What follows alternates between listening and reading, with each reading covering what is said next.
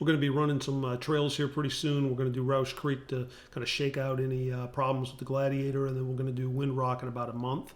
So I wanted to do a build update and talk about some of the improvements that I've made to the Gladiator so that hopefully I don't have any breakage during those trail runs. If you followed any of my build videos, you know that I built this vehicle with some specific purposes in mind. I use it as a daily driver. I also use it as a utility vehicle. With the bed, it's all of that. And I use it as a camping vehicle, which the bed helps with as well, to haul additional gear. See my glamping with the Gladiator video. And I also use it as an off-road vehicle to medium level trails. I haven't done anything super hard yet, but it's actually a good build because of all the different uses. I've got a lot of stuff on it. It's gotten a little bit heavy. So the original build had a 3.5-inch Metalcloak lift, and that was fantastic until I started loading everything on it, and then I started getting some sag in the rear.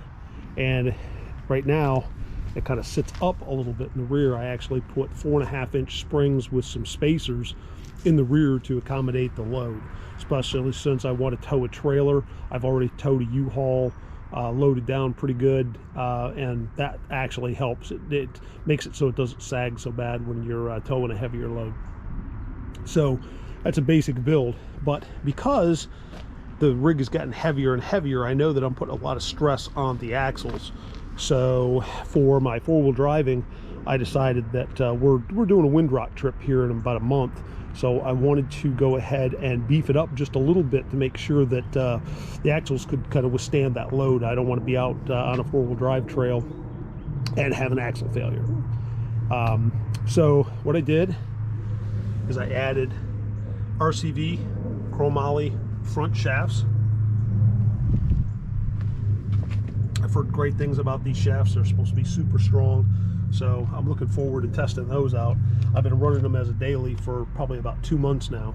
I also added the RPM 2.5-ton steering, aluminum steering arms, and the PSC Hydro Assist. So those will definitely help me with controlling the front tires off-road and prevent me from damaging the tie rod. I've already gone through the original factory tie rod. I put another original factory tie rod on it as a replacement, and then I bought this. So I think this is going to be a great addition.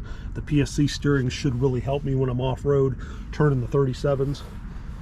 So in the rear, I did go ahead and put chromoly axle shafts in the rear as well. Now, you can't see those, but they're there. I also added some skids for the lower control arms and for the shock mounts, in addition to, of course, the full belly pan skid, and I did go with rock hard again. I also, if you look, you will see that I have a full truss on the front axle. Decided not to do the rear axle, but we did the front axle. So the gussets are trussed and the entire center member is trussed. So that will provide additional rigidity, hopefully, to make sure that I don't suffer any breakage.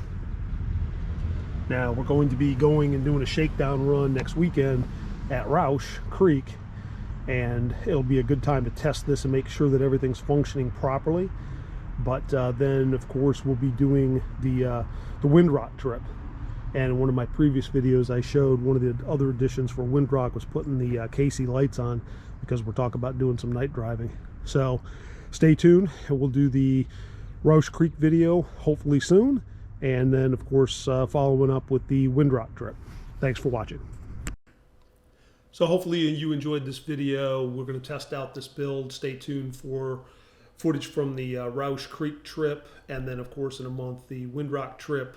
It should be a good time. If you like the video, give me a thumbs up, and if you want to see the future content, go ahead and subscribe. Thanks for watching.